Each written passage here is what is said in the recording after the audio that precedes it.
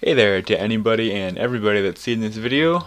This is Light and I'm going to bring you a tutorial today on how to make a door like this.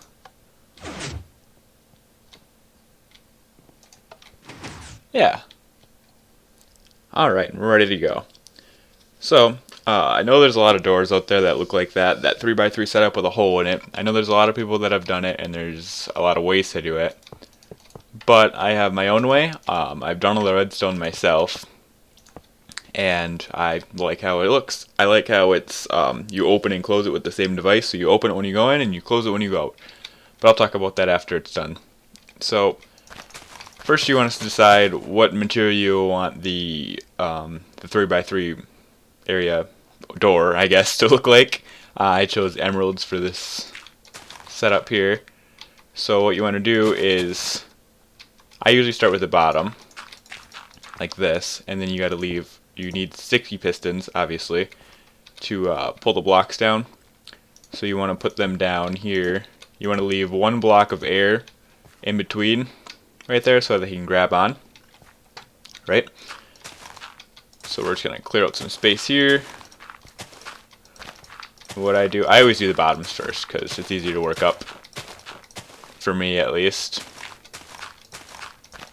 So we'll just do that, and you want to set redstone repeaters right here facing inward and set those to the max, and we'll talk about that later with the timing and everything. So then you just loop this back, and that should have your bottom set up there. We'll worry about how to power that in a little while here. For now we'll just make a little space. Next we're gonna work on the sides here. So you can skip this one because this piston's already using this one, right? So you can skip this one, and you can go right to this next piston here. Put one there, and put one there. Perfect, we did it on both sides. Just for simplicity here. One there, and one there. Great. So we're going to do this side first.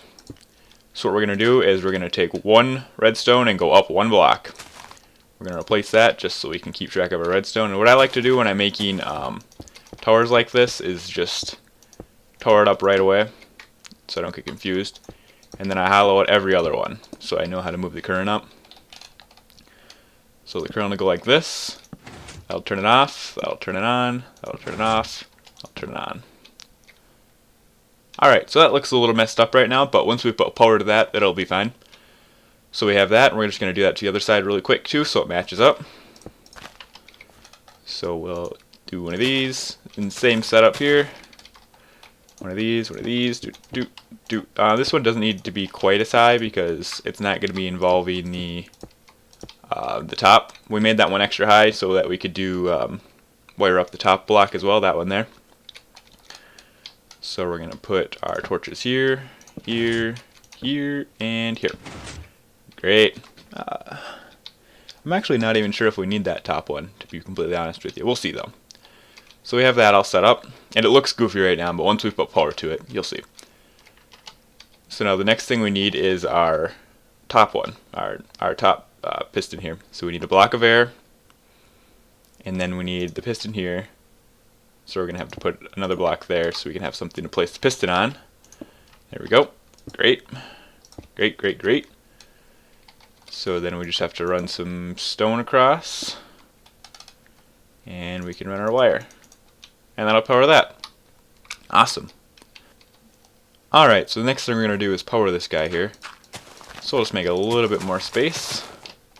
And we're going to pull this redstone downward into one spot right here. We're going to put a block right here. And then we're going to give it power with this redstone torch. Perfect.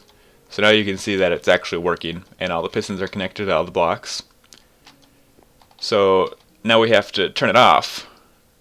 And to do that, yeah, this will work, I think. We might have to make one more block of space, actually. I think this will work, though. This is where our... Perfect, yeah, it works. This is where our lever is going to go. Or you can... I'll talk about the other options later, but this is where your lever is going to go. And then it opens up. Pretty simple. I'll make the ground here so you can kind of see that you can walk through it.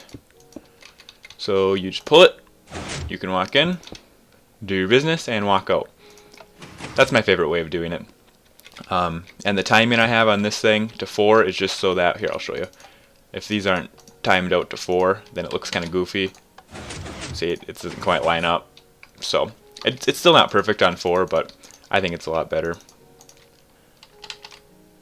So it's a pretty simple door, especially if you haven't really used redstone before. I think it's pretty simple. I figured it all by myself. So it can't be that hard if I figured it all out by myself. You know, this is all my own wiring. So it's pretty simple, I think. But something else you can do is use a T flip-flop, so that if you wanted this to be a button or something, you could have 2 buttons on either side that would open and close it, like a lever, but it's really up to you. I like this method the best. You can look up YouTube T flip-flops if you want to figure out how to do other ways. But that's my door. So if you like this video, just subscribe to me, leave me a comment, maybe a like, anything you want. Make sure to use this in your builds in the future, alright? Have a nice day.